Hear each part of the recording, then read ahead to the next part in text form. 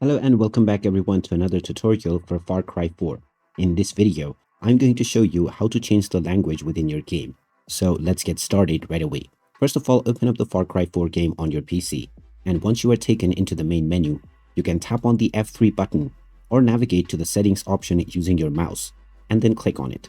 Now from this menu, just tap on General underneath Options and now you will see the game language option.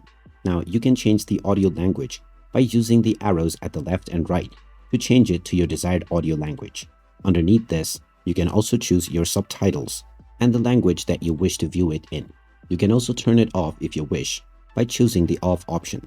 And now you can go back and your settings will be saved when you see this icon at the top right corner. And after this, when you start your game, your chosen audio language as well as subtitle settings have been applied right away. And there you have it. That is how easy it is to change the game language on Far Cry 4. If you find this video helpful, don't forget to hit that like button and subscribe to our channel if you haven't done so already. Also ring that notification bell to never miss another update from us. Thanks for watching, and I'll see you again in the next one.